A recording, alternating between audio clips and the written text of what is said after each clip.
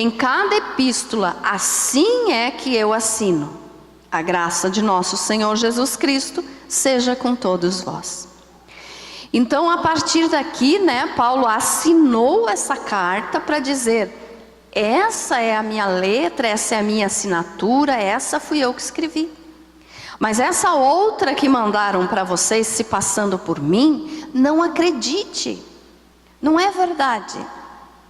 E aí então ele começou a explicar quando que vai acontecer o arrebatamento e a segunda vinda, porque o povo estava muito preocupado, achando que já tinham perdido o arrebatamento.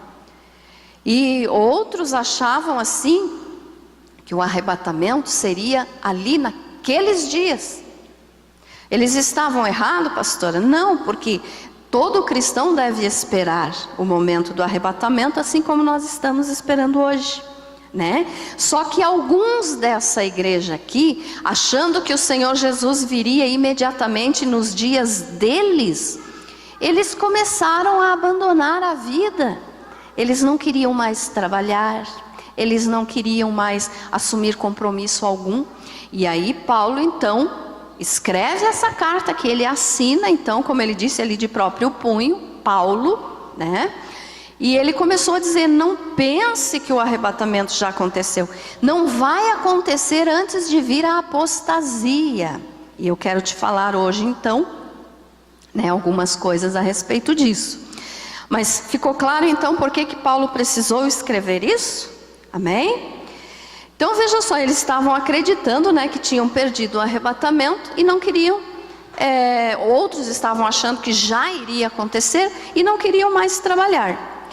Mas o que eu quero falar para você hoje então, é o seguinte, aqui Paulo nos deu o conhecimento, nos deu a explicação de que o arrebatamento vai acontecer, mas de que não é a mesma coisa que a segunda vinda. Lembram na terça passada, quando eu preguei aqui sobre o dia do Filho do Homem e o dia do Senhor? Lembram, irmãos? Então hoje é como se fosse uma continuaçãozinha daquela mensagem, Por quê? Porque veja só, o dia do Senhor que eu falei para vocês na semana passada, que é então a segunda vinda, ela não fica só no momento da segunda vinda, quando o Senhor Jesus aparecer no céu. Mas o dia do Senhor, todo o período da tribulação também é conhecido como o dia do Senhor. Os 7 anos da tribulação e no final dos 7 anos então, a segunda vinda. Por quê? Porque é o dia, como nós falamos semana passada, que vai ser dia de trevas, que não vai ter nenhuma luz, e que Amós 5,18 fala: por que desejais o dia do Senhor, que será de trevas? Lembram que nós falamos isso? Amém? Então nós temos que entender o seguinte, irmãos, já que o dia do Senhor será de trevas e não de luz, e todo o período dos 7 anos da tribulação e grande tribulação, então, são conhecidos também como o dia do Senhor. E aí, vamos dizer que o ápice, vamos dizer assim, para fechar com chave de ouro esse período, acontece a segunda vinda, onde o Senhor Jesus desce com todos nós os já salvos, para prender o anticristo, o falso profeta, e jogar no lago de fogo, e começar então aquela série dos julgamentos que eu já preguei aqui outras vezes. Mas então veja só, esse período todo dos 7 anos de tribulação, nós podemos entender que será de densas trevas, que fala em Amós 5,8, por que desejais o dia do Senhor, se será um dia de trevas e não de luz? E a Bíblia, em vários versículos, ela nos fala que nós, povo de Deus, igreja do Senhor, somos a luz do mundo. Então olhe só uma coisa, se nós, salvos, somos a luz do mundo, nós que fazemos parte da igreja espiritual, né, daquela igreja invisível, que são todos os salvos do planeta. Nós somos luz. Então, como que o período da tribulação vai estar todo em densas trevas? Quero que você pense um pouquinho aqui agora. Justamente porque nós não estaremos mais aqui. Amém? Olha só. Em Colossenses 1,18, só se você quiser marcar, mas não vou estar fazendo a leitura. Mas em Colossenses capítulo 1, versículo 18, diz que nós, igreja, somos o corpo e Jesus é o cabeça. Amém? Então, Jesus é o cabeça e a igreja é o corpo. Claro isso, irmãos? Amém? Vão guardando esses versículos aí, que você já vai entender. Em Atos capítulo 2, do versículo 1 ao 4, a Bíblia nos fala que nós somos o corpo de Cristo e somos a luz do mundo. Aquela luz que não se pode acender e esconder embaixo de alguma coisa, de uma coisa que tape a luz. Não pode. A luz tem que brilhar. Amém? Então nós somos o corpo de Cristo e somos a luz. Em Mateus capítulo 5, do versículo 14 ao 16, também diz, Jesus falando, que nós somos a luz do mundo. Nós somos a luz do mundo. Então, a palavra de Deus nos diz também que o mundo jaz no maligno. Mas olha só, as trevas que hoje existem no mundo nem se compara com as trevas que vai existir no período da tribulação. Por quê? Porque hoje o mundo está em trevas, o mundo jaz no maligno, o príncipe deste mundo, como Jesus falou, já está reinando, né? Mas no meio dessas trevas tem luz. Quem é essa luz? Nós, você e eu. Por quê? Porque Jesus disse que nós somos a luz do mundo. Então, nós sendo a luz do mundo, nós temos que brilhar para poder clarear essas trevas. Estão acompanhando, irmãos? Amém? Em 1 Tessalonicenses 5,5, esse nós estamos pertinho aqui, podemos ler, né? Só virar a folha para trás um pouquinho. 1 Tessalonicenses 5,5 diz assim, ó: porquanto vós todos sois filhos da luz e filhos do dia. Nós não somos da noite nem das trevas. Amém, irmãos? Olha só, nós que já aceitamos o Senhor Jesus como nosso Senhor e Salvador, nós que somos salvos, nós não somos trevas, nós não somos da noite. Mas diz aqui, ó: porquanto vós todos sois filhos da luz e filhos do dia. Quem que é a luz maior? É Deus, né? É Jesus, é Deus. No livro do Apocalipse nos fala, esse aqui eu até quero ler para vocês. Vocês sabem que eu amo o livro do Apocalipse, né? Eu não posso ficar sem ler o Apocalipse. Apocalipse capítulo 22, versículo 5. Diz assim, quer ver? 22, 5. Para te provar como a luz maior, vamos dizer assim, é Deus. Apocalipse 22, 5. Então já não haverá noite, nem precisam eles de luz de candeia, nem da luz do sol, porque o Senhor Deus brilhará sobre eles e reinarão pelos séculos dos séculos. Amém, irmãos? Então aqui nesse capítulo 22 de Apocalipse, está falando de quando nós já estivermos na glória. Lá na glória não precisa ter sol, lá na glória não precisa ter candeia ou lampião, vela, não precisa. Porque lá não vai ter noite, não vai ter escuridão. Então o nosso Deus, o nosso Senhor Jesus, Ele é a luz que brilha e que nunca vai apagar. E que vai estar conosco na eternidade. Então quando nós estivermos na eternidade, irmão, não vai mais ter noite. Não vai mais precisar de sol.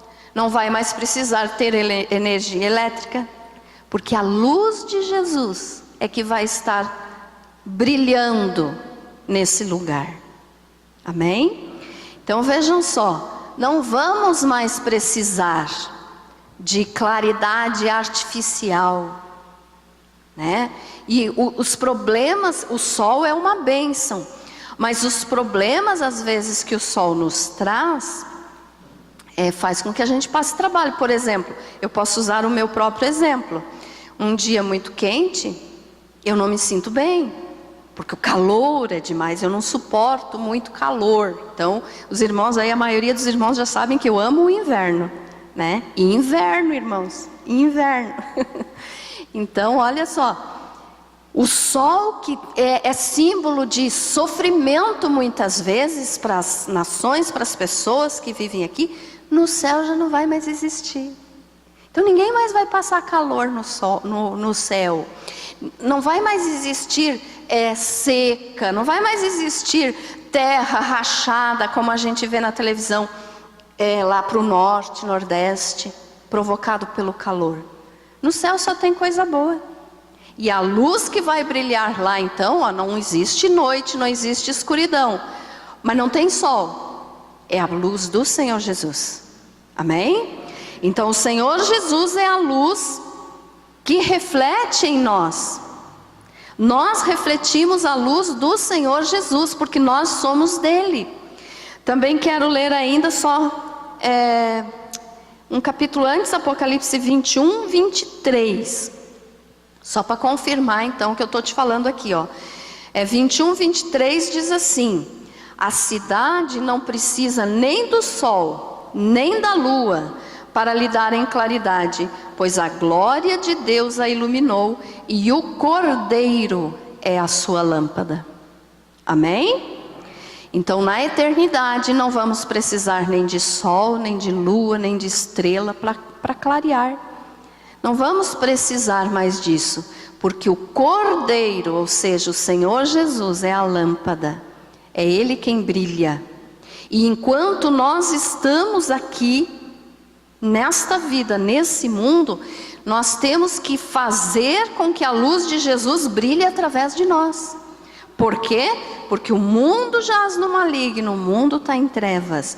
Então a nossa luz tem que brilhar no meio dessas trevas. Para quê? Para que outras pessoas possam conhecer o nosso Jesus e serem salvos. Amém? A tua luz está brilhando? Amém? Temos que deixar brilhar, irmão. Não deixe nunca a luz de Jesus se apagar em você, porque senão o teu brilho vai apagar também. Amém? Então isso aqui eu te falei só para você entender que nós somos filhos da luz. Nós somos filhos de Deus. E nós somos filhos do dia, não da noite. Ou seja, nós não somos trevas. Nós já fomos trevas antes de aceitar Jesus. Hoje nós somos luz. Amém? Então olha só. Se Amós, no capítulo 5, versículo 18 diz que o dia do Senhor é de trevas e não de luz, então é porque não tem mais nenhuma dessas luzinhas nossa aqui brilhando nesse período aqui, que ainda vai acontecer, né? Então o que eu quero te passar hoje é o seguinte: quando o anticristo se manifestar, nós ainda vamos estar aqui? Que é a pergunta que a maior parte das pessoas fazem.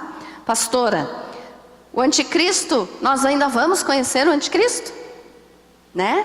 Principalmente nos nossos estudos bíblicos da sexta-feira, esse é um assunto bem falado, né, irmãos?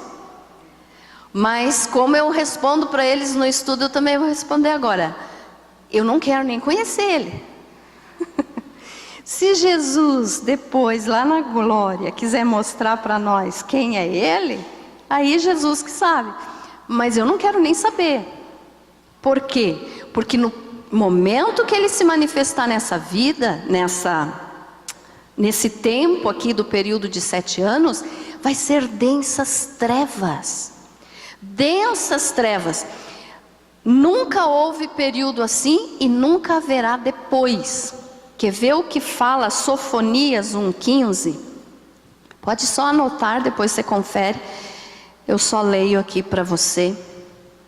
Sofonias capítulo 1, versículo 15 diz assim, falando do dia do Senhor, que é o período de 7 anos da tribulação e o grande final, então vamos dizer assim, a segunda vinda de Jesus. Diz assim, ó, aquele dia é dia de indignação, dia de angústia, e dia de alvoroço e desolação, dia de escuridade e negrume, dia de nuvens e densas trevas. Então Amós e Sofonias falaram que esse dia vai ser dia de densas trevas, que não é para ninguém desejar esse dia. Ou seja, não queira estar aqui quando isso acontecer. Como nós falamos na mensagem passada. Por quê? Porque não vai ter luz nenhuma. O que é isso? Não vai ter direção, não vai ter coisa boa, não vai ter nada que possa acalmar o coração humano. É densas trevas. A pessoa vai estar desorientada, correndo para todos os lados, sem solução de para onde ir. Ela pode dizer, eu vou para lá que eu vou me esconder. Chega lá, não consegue. Então, vou para o outro lado. Não consegue. Porque ninguém consegue se esconder de Deus. Amém? Então, dia de densas trevas, ou seja, não tem saída. Para onde correr, tem que prestar contas para o Senhor. Então, dia de densas trevas. E agora, veja só. Porque é dia de densas trevas, a igreja não vai mais estar aqui. Porque se nós ainda estivéssemos aqui nesse período, a nossa luz estaria brilhando. Então não seria densas trevas. Ficou claro isso, irmãos? Amém? Então olha só, aqui é mais um texto que eu posso provar para vocês, que nós vamos ser arrebatados, antes de todas essas coisas acontecerem. Então não precisa você ficar preocupado, não precisa você ficar com medo, porque o anticristo está para se manifestar? Tá. A terceira guerra está para estourar? Tá. Mas nós vamos sair daqui antes. Amém? Por quê? Porque a Bíblia nos diz que esse dia será de densas trevas. E se nós estivéssemos aqui ainda teria luz, então não seria densas trevas. Então a luz vai ser retirada antes que o anticristo possa se manifestar. E aí então chegamos no assunto que eu quero te explicar hoje, que diz o seguinte, ó.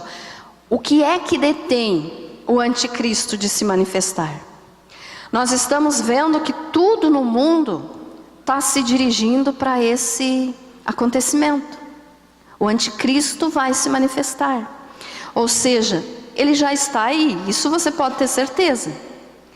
E antes mesmo de ele ter nascido, né, que agora ele já nasceu, já está por aí. Mas antes mesmo de ele ter nascido, desde lá do Jardim do Éden, o espírito do anticristo já está reinando.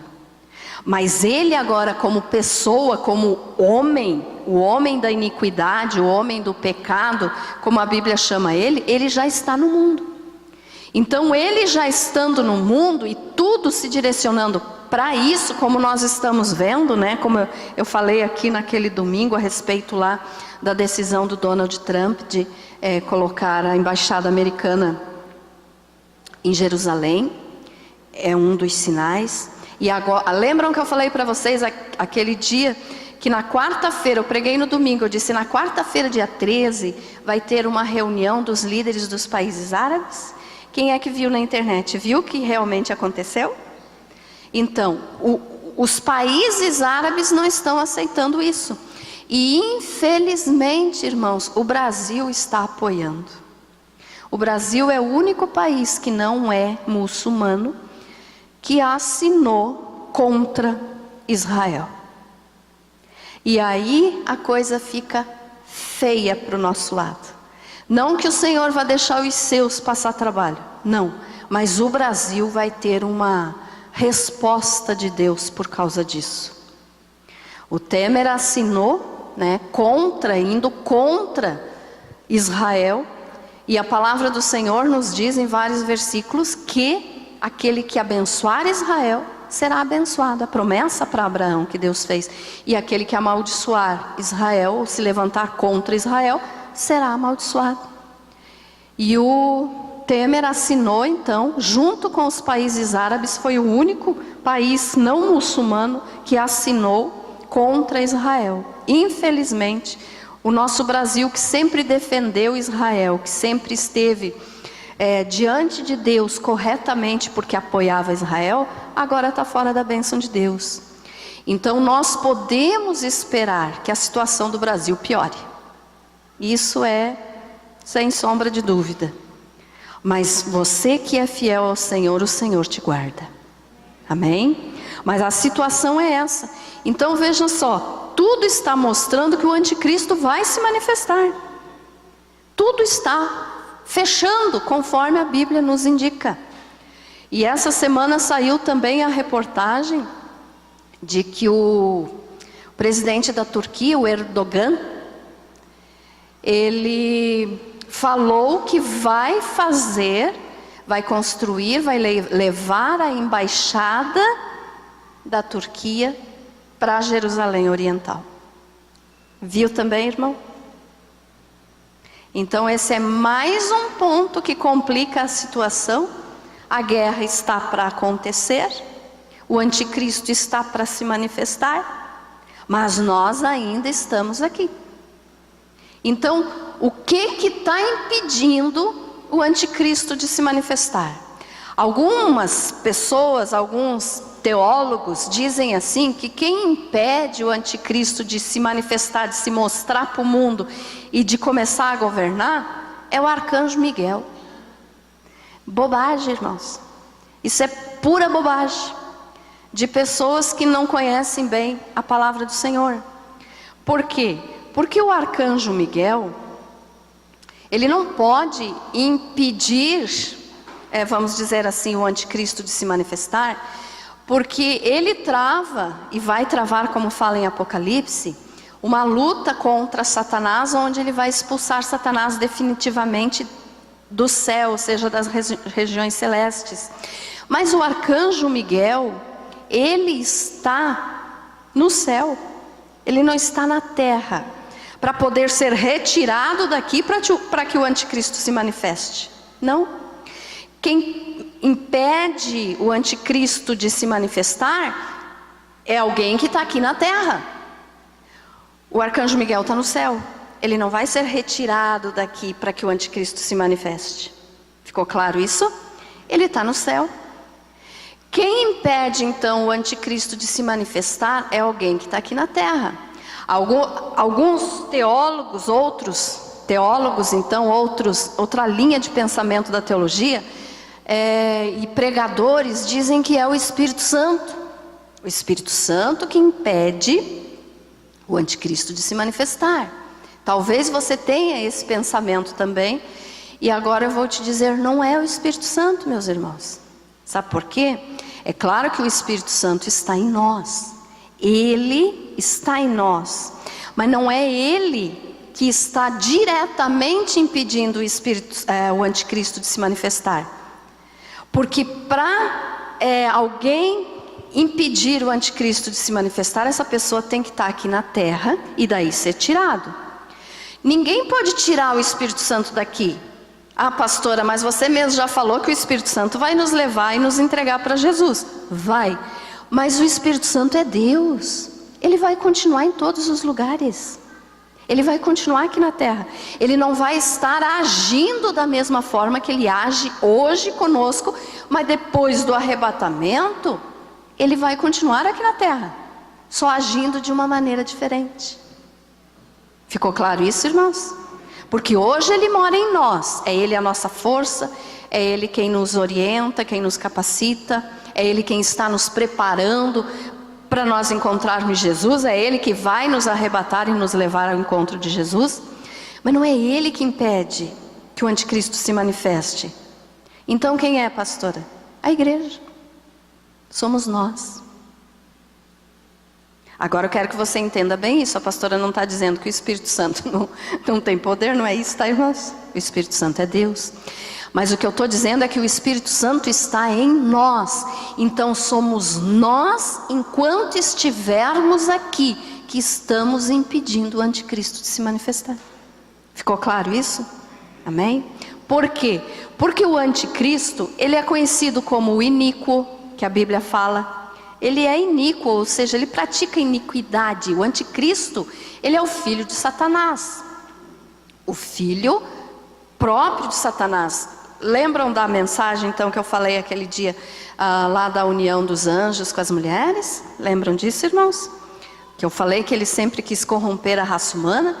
E o anticristo então será filho de Satanás. Por quê? Porque ele tenta imitar Deus em tudo. E a Trindade Santa, né? A Santíssima Trindade é Pai, Filho e Espírito Santo. Satanás também tem a trindade dele, que é ele, o diabo, o anticristo e o falso profeta. Então é a trindade satânica.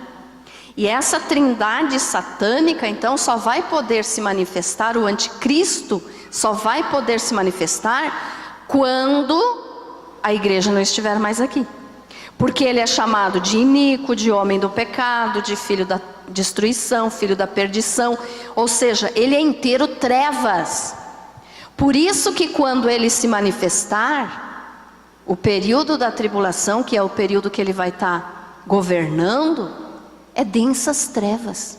Porque quem vai estar mandando e fazendo as coisas aqui no mundo é ele. E ele é trevas. Claro isso, irmãos? Amém? Então veja só. E assim, ele sendo filho de Satanás, né? Satanás é o príncipe das trevas, ele vai ser trevas. Então no momento que a igreja, que é a luz, olha os versículos que nós lemos, que nós somos o corpo de Cristo e a luz do mundo.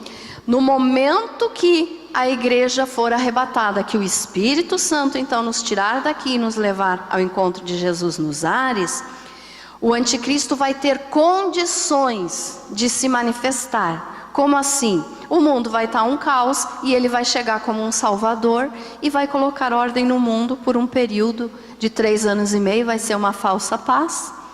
Mas no outro período de 3 anos e meio, então, ele vai se manifestar quem ele realmente é e vai querer sentar-se, como nós lemos ali, no trono de Deus, querendo parecer Deus. Então, a luz que nós irradiamos, vamos dizer assim, porque é a luz de Jesus em nós. Quando o arrebatamento acontecer, quando o Espírito Santo, nos tirar daqui, essa luz vai sair daqui. E aí o mundo fica em densas trevas. Ficou claro isso, irmãos? Amém? Então, deixa eu ler de novo lá para você em 2 Tessalonicenses, desculpe. Que diz assim, ó.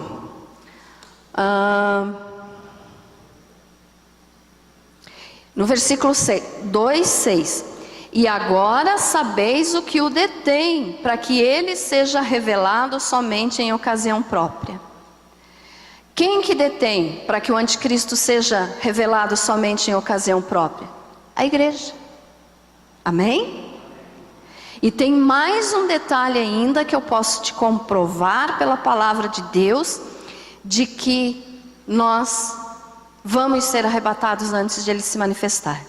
Ali, ó, no versículo 3, 2 Tessalonicenses 2:3 diz assim: ninguém de nenhum modo vos engane, porque isto não acontecerá sem que primeiro venha a apostasia e seja revelado o homem da iniquidade, o filho da perdição.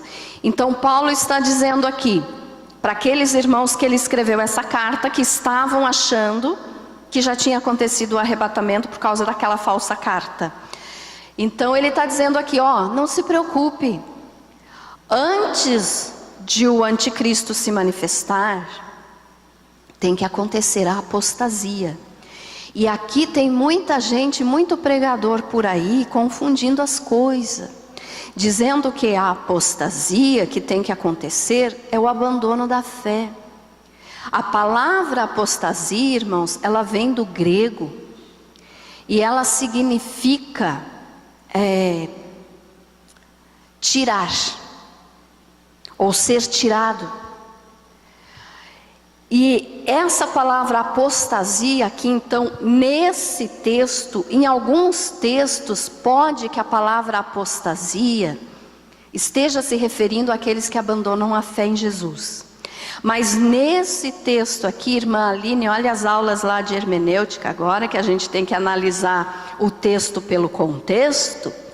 Nesse texto aqui, a apostasia que está falando nesse contexto, nesse que nós lemos aqui, é a respeito de saída, não é abandono da fé, mas é apostasia no sentido de tirar. Então o que é que está acontecendo aqui? O que é que Paulo falou? Em outras palavras, vou mudar aqui, mas no mesmo sentido. Ele estava dizendo assim, vocês não se preocupem, que antes do anticristo se manifestar, porque eles estavam com medo de já estar vivendo o período da tribulação, Paulo disse assim, antes de chegar a tribulação, antes do anticristo se manifestar, tem que vir a apostasia. Aqui Paulo estava dizendo, antes do anticristo se manifestar e começar a tribulação, tem que acontecer o arrebatamento. Amém? Então essa apostasia aqui, que é uma palavra de origem grega, do grego antigo, essa palavra apostasia nesse texto não significa abandono da fé. Porque abandonar a fé, as pessoas têm abandonado desde o início. Desde o início. Na história inteira da humanidade tem gente abandonando a fé, não é verdade?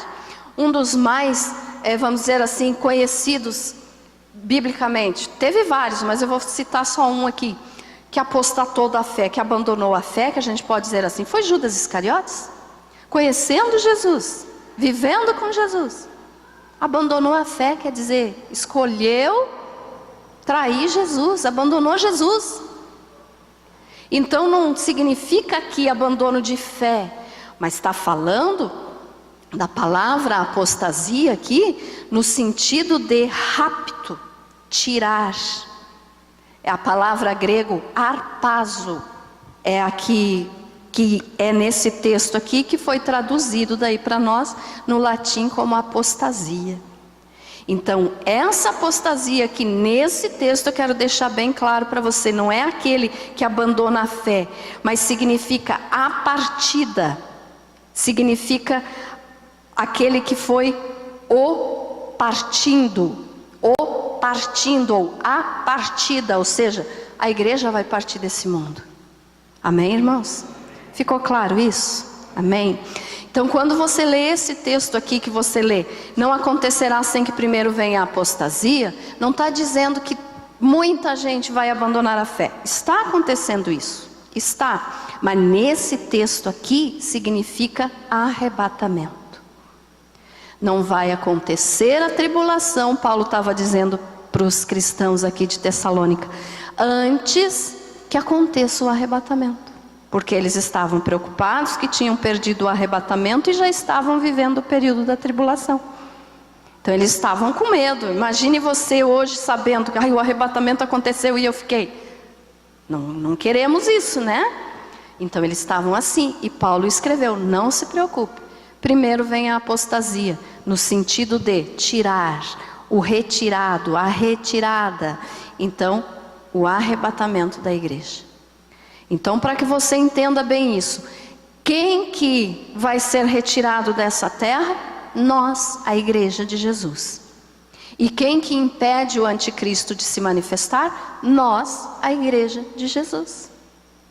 Quando o Espírito Santo nos levar no arrebatamento, o anticristo vai se manifestar. Por quê? Porque daí não tem mais luz brilhando aqui, e ele, como é densas trevas, vai governar o mundo em densas trevas. Até que Jesus venha no final dos 7 anos, na sua segunda vinda, e jogue o anticristo e o falso profeta vivos dentro do lago de fogo. Eles que vão inaugurar o lago de fogo, porque não tem ninguém lá ainda. Amém, irmãos? Amém? Meus alunos aí já sabem. O inferno já tem muita gente, mas o lago de fogo ainda não foi inaugurado. E quem vai inaugurar é o anticristo e o falso profeta. Amém, irmãos? Ficou entendido isso então?